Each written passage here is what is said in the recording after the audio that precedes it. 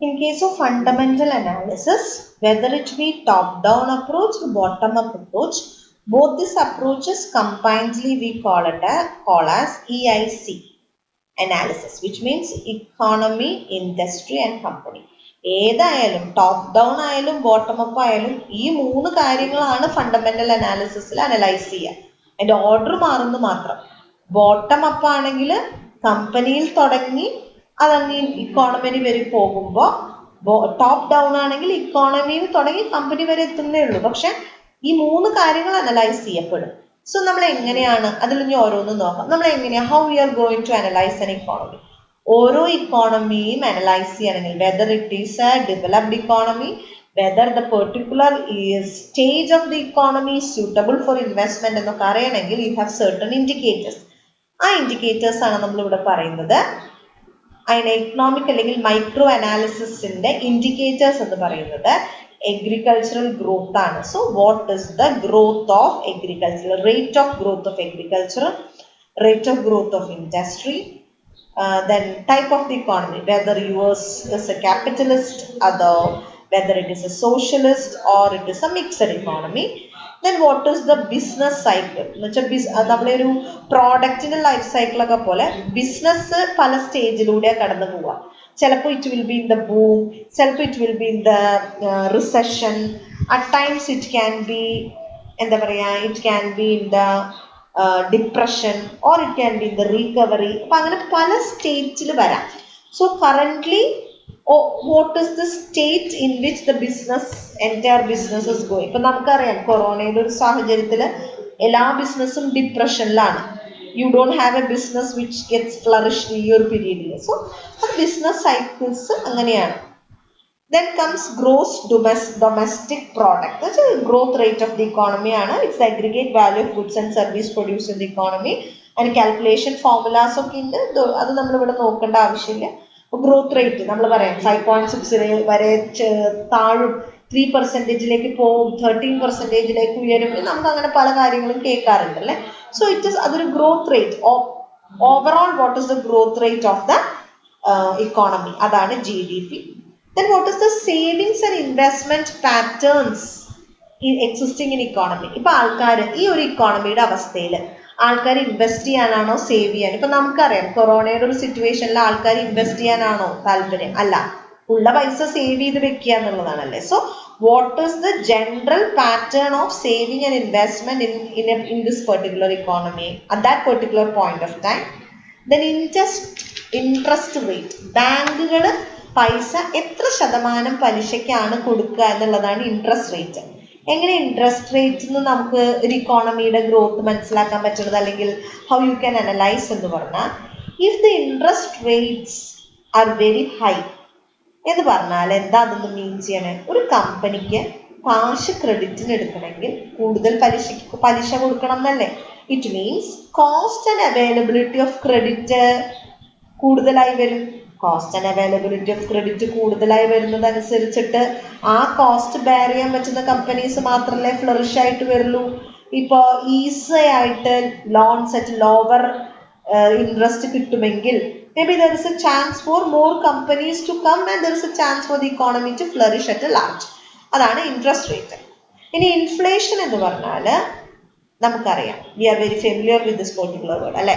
എന്താണ് ഇൻഫ്ലേഷൻ എന്ന് പറഞ്ഞു കഴിഞ്ഞാൽ, സപ്ലൈ ഓഫ് മണി ഒരു ഇക്കോണമിയിൽ കൂടുന്നു, അതിന്റെ ഭാഗമായിട്ട് there becomes a decrease in the value of money. Then what happens when there is a decrease in value of money? ₹10 നമുക്ക് ഒരു കിലോ എന്തെങ്കിലും ഒരു ആ സാധനം കിട്ടിയിരുന്നത് വാല്യൂ ഓഫ് മണി കൂടുമ്പോൾ ₹8 അത്രയും സാധനങ്ങൾ കിട്ടുള്ളൂ എന്നായി. സോ ഇറ്റ് മീൻസ് എന്താ, ആൾക്കാരുടെ പെർച്ചേസിങ് പവർ കുറഞ്ഞു. then ആൾക്കാരുടെ പെർച്ചേസിങ് പവർ കുറയുമ്പോൾ സ്വാഭാവികമായിട്ടും ഗുഡ്സിന്റെ ഡിമാൻഡ് കുറയില്ലേ, സർവീസസിന് ഡിമാൻഡ് കുറയില്ലേ. സോ ഓട്ടോമാറ്റിക്കലി അത് ഇൻഡസ്ട്രി ഇക്കോണമിനെയും ബാധിക്കില്ലേ. So when inflation is high, supply of money is more, as a result of which the value will get depreciated. So the purchasing power of the people will get less, and as a result of this what will happen? നമുക്ക് എന്ത് സംഭവിക്കും? കമ്പനീസിന് അവരുടെ പ്രോഡക്ട്സിന് demand ഇല്ലാണ്ടാവും. So finally അതൊരു ഇക്കോണമീനെ ബാധിക്കും. സോ അതാണ് inflation. Then comes budget. Government ഓരോ ടൈമും നമ്മൾ കേൾക്കണതാണല്ലേ, ബഡ്ജറ്റിൽ ഇതിന് ഇത്ര വകയിരുത്തി. So every industry is expecting some sort of packages in every budget. So അത് കിട്ടിയാലും കിട്ടിയില്ലെങ്കിലും അതിൻ്റെതായിട്ടുള്ള ഡിഫറൻസ് ഇക്കോണമിയിൽ വരും. Then obviously political stability. If you don't have a government which is pretty stabilized, ഒരു 5 കൊല്ലത്തേക്ക് നീണ്ടു നിൽക്കുന്ന ഭരണം ഒരു സർക്കാരിന് കാഴ്ചവെക്കാൻ പറ്റിയില്ലെങ്കിൽ it means it's not politically stable. When there is no political stability, economy as such, it will crush. Then comes infrastructure facilities. That is very important for the growth of an industry, or whether it is be agriculture. നമുക്ക് power facility വേണം, transportation facility വേണം, communication facility വേണം, financing facility വേണം, building facilities വേണം, water facility വേണം, waste treatment facilities വേണം. So you need so much of facilities to build up a industry. So ആ ഒരു ഫെസിലിറ്റി അറ്റ് എ നട്ട്ഷെൽ നമ്മൾ ഇൻഫ്രാസ്ട്രക്ചർ ഫെസിലിറ്റി പറയും. So depending upon the rate of all these facilities or all these indicators, നമ്മൾ economy developed ആയിട്ടുള്ള അവസ്ഥയാണോ ഇപ്പോൾ, at current അത് എന്താണ് ഇക്കോണമിയുടെ അവസ്ഥ എന്ന് നമുക്ക് അനലൈസ് ചെയ്തെടുക്കാനായിട്ട് പറ്റും. So that is economic or macro analysis. So now it is industry analysis. So similarly for economic analysis we have indicators. For industry analysis also we have indicators. So first one is the type of the product or service which a particular industry is offering. Whether it is pharmaceutical industry or it is FMCG, so whatever. So what is the product or service a particular industry is offering? Then what is the growth rate of that particular industry? Then what is the life cycle? Whether that particular industry is in the beginning stage or whether it is in the saturation, maturity, growth, decline. So what is the stage of that industry? Then what are the availability of raw materials and other inputs? If you are belonging to an industry where the raw material is very scarce, you have a difficulty, right? So what is the availability of raw material? Maybe you are a company which need highly skilled, you are an industry which need highly skilled people, like IT industry, they need skilled people, right? So that is also an indicator whether such people are available or not. That is an indicator. Then production cost or profit. So what is the cost of the production of a unit of a product in that particular industry? Then whether അതിനെയാണ്, അപ്പൊ അതിനനുസരിച്ചിട്ടായിരിക്കുമല്ലോ നമ്മുടെ profit. Then what is the competitive force? Like whether your industry is a nature such that competitors can easily enter, whether there exists a strong competition between the existing companies in that industry, whether you have pressure from similar products, whether you have pressure from buyers, whether so that you should have to adjust the price according to their buyers' wishes, whether there is a pressure from the suppliers of raw materials and many other inputs.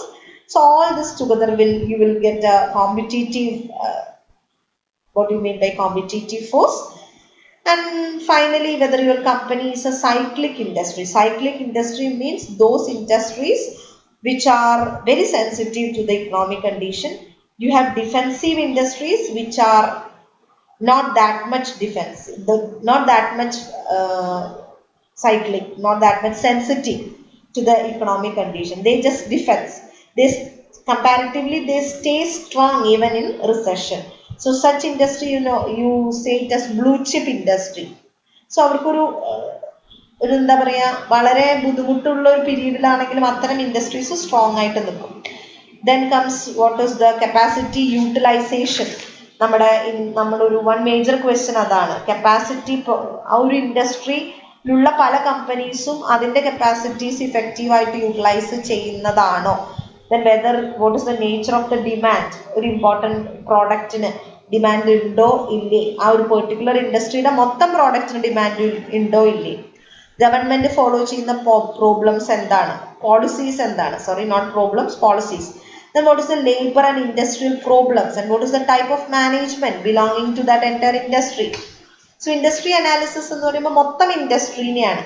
ആ ഒരു മൊത്തം industry എന്ത് product ആണ് അല്ലെങ്കിൽ എന്ത് service ആണ്, അവരുടെ growth rate എങ്ങനെയാണ്, ആ ഇൻഡസ്ട്രി ഏത് ലൈഫ് സൈക്കിളിലാണ്, ബിഗിനിങ്ങിലാണോ അതല്ല ഡിപ്രഷൻ എന്താ പറയുക സാച്ചുറേഷനിലാണോ മെച്യൂരിറ്റിയിലാണോ ഗ്രോത്തിലാണോ, റോ മെറ്റീരിയലും ലേബറൊക്കെ എങ്ങനെയാണ്, അതൊക്കെ വളരെ റെയറായിട്ട് കിട്ടുന്നതാണോ വളരെ എളുപ്പം കിട്ടാവുന്ന കാര്യങ്ങളാണോ, പ്രൊഡക്ഷൻ കോസ്റ്റ് എങ്ങനെയാണ്, ഇപ്പോൾ ഒരു unit of A particular product ആ ഒരു ഇൻഡസ്ട്രിയിലെ പല കമ്പനീസിനും എങ്ങനെയാണ് യൂണിഫോം ആണോ, അതനുസരിച്ച് പ്രോഫിറ്റും ഡിഫറൻസ് ഉണ്ടാവും, അതനുസരിച്ച് പ്രൈസിലും ഡിഫറൻസ് ഉണ്ടാവും. സോ അതെങ്ങനെയാണ്. ഇനി കോമ്പറ്റീറ്റീവ് ഫോഴ്സസ് എന്ന് വെച്ചാൽ നമ്മുടെ ഇൻഡസ്ട്രിയിലേക്ക് ഏതൊരു കമ്പനിക്കും പെട്ടെന്ന് കടന്നു വരാൻ പറ്റുന്നതാണോ, നമ്മൾക്ക് കോമ്പറ്റീഷൻ തമ്മിൽ കോമ്പറ്റീഷൻ കൂടുതലാണോ, സബ്സ്റ്റിറ്റ്യൂട്ട് പ്രോഡക്ട്സിന്റെ പ്രഷർ ഉണ്ടോ, നമുക്ക് എന്താ പറയുക ബയ്യേഴ്സിന് ഒരു മേജർ ഹാൻഡ് ഉള്ളത് കൊണ്ട് ബയ്യേഴ്സിന്റെ ഭാഗത്തുനിന്ന് പ്രഷർ ഉണ്ടോ, റോ മെറ്റീരിയൽസും മറ്റു ഇൻപുട്ടും സപ്ലൈ ചെയ്യുന്ന ആൾക്കാരുടെ അവരുടെ ഒരു പ്രഷർ ഉണ്ടോ. സോ അങ്ങനെ വരുമ്പോൾ അതൊക്കെ കോമ്പറ്റീറ്റീവ് ഫോഴ്സസിൽ പെടും. പിന്നെ നമ്മുടെ പ്രോഡക്റ്റ് നമ്മുടെ ഇൻഡസ്ട്രിയുടെ ടൈപ്പ് എന്താണ്, സൈക്ലിക് ആണോ ഡിഫെൻസീവ് ആണോ സ്പെക്കുലേറ്റീവ് ആണോ. സൈക്ലിക് എന്ന് പറഞ്ഞു കഴിഞ്ഞാൽ ഏറെക്കുറെ വളരെ സെൻസിറ്റീവ് ആണ് ഗ്ലോബൽ ഇക്കണോമിക് കണ്ടീഷൻസിൽ. ചെറിയൊരു ഇക്കോണമിയിൽ എവിടെയെങ്കിലും ഒരു ചെറിയൊരു സ്ക്രാച്ച് വന്നു കഴിഞ്ഞാൽ നമ്മുടെ കമ്പനി എഫക്റ്റ് ചെയ്യും. നേരെ മറിച്ച് ഡിഫെൻസീവ് അങ്ങനെയല്ല, വളരെ അധികം എന്താ പറയുക റിസഷന്റെ സമയത്തും സാമാന്യം സ്ട്രോങ് ആയിട്ട് നിൽക്കും. ബ്ലൂ ചിപ്പ് ഇൻഡസ്ട്രീസ് എന്നാണ് അത്തരങ്ങൾ പറയാം. അതിലൊക്കെ ഇൻവെസ്റ്റ് ചെയ്യാൻ ആൾക്കാർക്ക് താല്പര്യം കൂടുതലാണ്, ഷെയർ പ്രൈസും കൂടുതലാണ്. ദെൻ സ്പെക്യുലേറ്റീവ് ആണോ, നമുക്ക് അധികം ഇൻഫർമേഷൻ അറിയാൻ പറ്റാത്തൊരു ഇൻഡസ്ട്രി ഗ്രൂപ്പ് ആണോ നിങ്ങൾ. സോ അതാണ് സൈക്ലിക്കൽ ഇൻഡസ്ട്രീസ് എന്ന് ഉദ്ദേശിക്കുന്നത്. പിന്നെ ആ ഒരു ഇൻഡസ്ട്രിയിലുള്ള പല കമ്പനീസിൻ്റെയും കപ്പാസിറ്റി യൂട്ടിലൈസേഷൻ എങ്ങനെയാണ്, അണ്ടർ യൂട്ടിലൈസ്ഡ് കപ്പാസിറ്റീസ് ആണോ ഒപ്റ്റിമം യൂട്ടിലൈസേഷൻ ഉണ്ടോ. സോ വാട്ട് ഇസ് ഇറ്റ്, നമ്മുടെ ഇൻഡസ്ട്രിയുടെ മൊത്തം പ്രോഡക്ട്സിന്റെ ഡിമാൻഡ് എങ്ങനെയാണ്, ഗവൺമെന്റ് പോളിസി ഈ ഇൻഡസ്ട്രിക്ക് അനുകൂലമായിട്ടുള്ള ഗവൺമെന്റ് പോളിസീസ് ആണോ, ലേബർ ഇൻഡസ്ട്രിയൽ പ്രോബ്ലംസ് ഉണ്ടോ, ഓവറോൾ ഇങ്ങനെ ഒരു ഇൻഡസ്ട്രി പല ഇൻഡസ്ട്രീസിൽ പല കമ്പനീസ് ഉണ്ട്, അവരുടെയൊക്കെ മാനേജ്മെന്റ് എങ്ങനെയാണ്. ഇതൊക്കെയാണ് ഇൻഡസ്ട്രി അനാലിസിസ്. കമ്പനി അനാലിസിസ് വരുമ്പോൾ നമ്മൾ പെർട്ടിക്കുലർ കമ്പനിയിലേക്ക് വരും. സോ ആ ഒരു കമ്പനിയുടെ ബിസിനസ് പ്ലാൻ എങ്ങനെയാണ്, like what is the marketing plan, what is the finance plan, what is the production plan, sales plan എന്താണ്, അതിന് what is the business plan. ആ ഒരു പെർട്ടിക്കുലർ കമ്പനിയുടെ മാർക്കറ്റ് ഷെയർ എങ്ങനെയാണ്, ഒരു 2% മാർക്കറ്റ് ഷെയറേ ഉള്ളൂ, അത് 90% ഓഫ് ദ മാർക്കറ്റ് ഷെയർ ഉണ്ടോ. ദെൻ ഗ്രോത്ത് ഓഫ് സെയിൽസ് കൂടി വരുന്ന ഒരു കമ്പനിയാണോ അതോ കുറഞ്ഞാണോ വരുന്നത്. Then what is there competitive edge, അവരുടെ കോമ്പറ്റീറ്റേഴ്സിൽ നിന്ന് ആ ഒരു പെർട്ടിക്കുലർ കമ്പനീനെ നമുക്ക് ചൂസ് ചെയ്യാൻ വാട്ട് ഇസ് ദ റീസൺ, അതാണ് അവരുടെ കോമ്പറ്റീറ്റീവ് എഡ്ജ് എന്താണ്, മാനേജ്മെന്റിന്റെ ഒരു സ്വഭാവം എന്താണ്. അതിന് ഓവറോൾ ഫിനാൻഷ്യൽ അനാലിസിസ് നമ്മൾ ആ കമ്പനിയെ ഒരു ബാലൻസ് എന്താ പറയുക ഒരു ബാലൻസ് ഷീറ്റോ പ്രോഫിറ്റ് ലോസ് സ്റ്റേറ്റ്മെന്റോ ക്യാഷ് ഫ്ലോ സ്റ്റേറ്റ്മെന്റോ പ്രോഫിറ്റ് ഡിസ്ട്രിബ്യൂഷൻ സ്റ്റേറ്റ്മെന്റ് ഒക്കെ അനലൈസ് ചെയ്യുമ്പോൾ ഒരു ഫിനാൻഷ്യൽ അവസ്ഥ എന്താണെന്നാണ് നമുക്ക് മനസ്സിലാക്കാൻ പറ്റുന്നത്. So all that comes under fundamental അനാലിസിസിലെ company analysis. So this is very important. Fundamental അനാലിസിസും അതിൻ്റെ സ്റ്റെപ്സും എപ്പോഴും ചോദിക്കാറുണ്ട് എക്സാം പോയിന്റ് ഓഫ് വ്യൂവില്. സോ ഇൻ ഫണ്ടമെന്റൽ അനാലിസിസ് നമുക്ക് 2 അപ്രോച്ച് ഉണ്ട്. ഈ 2 അപ്രോച്ചിൽ ഏത് വേണമെങ്കിലും ചൂസ് ചെയ്യാം. പക്ഷെ ഏതായാലും EIC എന്നതാണ് ആ അപ്രോച്ച്. ഇക്കോണമീനെയും ഇൻഡസ്ട്രീനെയും കമ്പനീനെയും നമ്മൾ അനലൈസ് ചെയ്യും. എങ്ങനെ അനലൈസ് ചെയ്യാന്നുള്ളതിനാണ് ഇക്കണോമിക് ഇൻഡിക്കേറ്റേഴ്സ് ഉണ്ട്, ഇൻഡസ്ട്രിക്ക് ഇൻഡിക്കേറ്റേഴ്സ് ഉണ്ട്, കമ്പനിക്ക് ഇൻഡിക്കേറ്റേഴ്സ് ഉണ്ട്. ഇക്കോണമീനെയാണ് നമുക്ക് അനലൈസ് ചെയ്യേണ്ടത് എങ്കിൽ you have A set of factors like agricultural growth, industrial growth, ഏത് ടൈപ്പ് ഓഫ് ഇക്കോണമിയാണ്, ആ ഇക്കോണമിയുടെ ബിസിനസ് സൈക്കിൾ ഏത് സ്റ്റേജിലാണ്, GDP റേറ്റ് എത്രയാണ്, സേവിങ്സ് ഇൻവെസ്റ്റ്മെന്റ് പാറ്റേൺ എങ്ങനെയാണ്, ബാങ്കുകൾ പലിശയ്ക്ക് കൊടുക്കുന്ന ഇൻട്രസ്റ്റ് റേറ്റ് എങ്ങനെയാണ്, ഇൻഫ്ലേറ്റഡ് ഇക്കോണമിയാണോ, ഗവൺമെന്റ് ബഡ്ജറ്റിന്റെ ഒരു പാറ്റേൺ എങ്ങനെയാണ്, പൊളിറ്റിക്കലി സ്റ്റേബിൾ ആണോ, ഇൻഫ്രാസ്ട്രക്ചർ ഫെസിലിറ്റീസ് ഉണ്ടോ. All this comes under economic analysis. ഇനി ഇൻഡസ്ട്രി അനാലിസിസ് എന്ന് പറയുമ്പോൾ നമ്മളുടെ കമ്പനി കൊടുക്കുന്ന പ്രോഡക്റ്റ് അല്ലെങ്കിൽ സർവീസ് എങ്ങനെയാണ്, നമ്മുടെ ഇൻഡസ്ട്രിയുടെ ഗ്രോത്ത്, എസ്റ്റിമേറ്റിംഗ് ഗ്രോത്ത്, എത്ര ഗ്രോയിങ് ഇൻഡസ്ട്രി ആണോ, ലൈഫ് സൈക്കിൾ ഏതാണ്, റോ മെറ്റീരിയലും സ്കിൽഡ് ലേബറേഴ്സ് പോലത്തെ ഇൻപുട്ടുകളുടെ അവൈലബിലിറ്റി എങ്ങനെയാണ്, cost of production, competitive forces എങ്ങനെയാണ്, നമ്മളൊരു സൈക്ലിക് ഇൻഡസ്ട്രി ആണോ, ഡിഫെൻസീവ് ഇൻഡസ്ട്രി ആണോ, സ്പെക്കുലേറ്റീവ് ഇൻഡസ്ട്രി ആണോ, Capacity utilization of all the companies in that industry എങ്ങനെയാണ്, demand, government policy, labour problems ഉണ്ടോ, മാനേജ്മെന്റിന്റെ ഒരു nature, all this comes under the industry analysis. Company പറയുമ്പോൾ you are focusing on a specific company. So ആ കമ്പനിയുടെ business plan, അവരുടെ market share, അവരുടെ sales growth, അവരുടെ കോമ്പറ്റീറ്റീവ് അഡ്വാൻറ്റേജ്, അവരുടെ ഒരു മാനേജ്മെന്റിന്റെ nature, what are their financial analysis, ഇത്തരം കാര്യങ്ങളൊക്കെയാണ് കമ്പനി അനാലിസിസിൽ വരും. So let's see what all things we have covered under this session. You have investment analysis. So why do we go for investment analysis? നമുക്കൊരു portfolio construct ചെയ്യണം. ആ പോർട്ട്ഫോളിയോയിൽ എന്തെല്ലാം assets വേണം എന്നറിയണം. അങ്ങനെയാണെങ്കിൽ ആ അസറ്റ്സിനെയൊക്കെ അതിൻ്റെ അനലൈസിങ് നടത്തണം. അങ്ങനെ ഇൻവെസ്റ്റ്മെന്റ് അനാലിസിസ് എന്ന് പറയും. What is the risk, what is the profitability, അതൊക്കെ നമ്മൾ മനസ്സിലാക്കുന്നത് ഇൻവെസ്റ്റ്മെന്റ് അനാലിസിസിലൂടെയാണ്. പൊതുവിൽ നമുക്ക് ഇൻവെസ്റ്റ്മെന്റ് അനാലിസിസ് രണ്ട് തരമാണ്, ഫണ്ടമെന്റൽ ആൻഡ് ടെക്നിക്കൽ. വളരെ ബേസിക് ആയിട്ടുള്ള കാര്യങ്ങൾ വെച്ച് ഇക്കോണമി എങ്ങനെയാ, കമ്പനി എങ്ങനെയാ, ഇൻഡസ്ട്രി എങ്ങനെയാ തുടങ്ങി വളരെ ബേസിക് ഇൻഡിക്കേറ്റേഴ്സ് വെച്ചിട്ട് അനലൈസ് ചെയ്ത് ഇൻവെസ്റ്റ്മെന്റിന്റെ ട്രൂ വാല്യൂ കണ്ടുപിടിക്കുന്നതാണ് ഫണ്ടമെന്റൽ അനാലിസിസ് എങ്കിൽ, പ്രൈസ് മൂവ്മെന്റും ഹിസ്റ്റോറിക് പ്രൈസ് മൂവ്മെന്റ്സും trend identification, pattern identification, market statistics ഒക്കെ വെച്ചിട്ട് നമുക്കൊരു ഇൻവെസ്റ്റ്മെന്റിന്റെ വാല്യൂ കണ്ടുപിടിക്കുന്നതാണ് technical analysis, whether it is worth investing. ഇനി ഫണ്ടമെന്റൽ അനാലിസിസിന് bottom up and top down approach ഉണ്ട്. സോ അത് EIC തന്നെയാണ്, ഇക്കോണമി, ഇൻഡസ്ട്രി, കമ്പനി തന്നെയാണ്. പക്ഷെ ഒന്നെങ്കിൽ ഇക്കോണമിന്ന് കമ്പനിയിലേക്ക് അല്ലെങ്കിൽ കമ്പനിന്ന് ഇക്കോണമിയിലേക്ക് ആവുന്നു മാത്രം. ഇനി ഇക്കോണമി അനലൈസ് ചെയ്യാൻ അതിന് ഇൻഡിക്കേറ്റേഴ്സ് ഉണ്ട്, ഇൻഡസ്ട്രി അനലൈസ് ചെയ്യാൻ അതിന് ഇൻഡിക്കേറ്റേഴ്സ് ഉണ്ട്, അതുപോലെ തന്നെ നമുക്ക് കമ്പനി അനലൈസ് ചെയ്യാനും ഇൻഡിക്കേറ്റേഴ്സ് ഉണ്ട്. So all this together will make a fundamental analysis.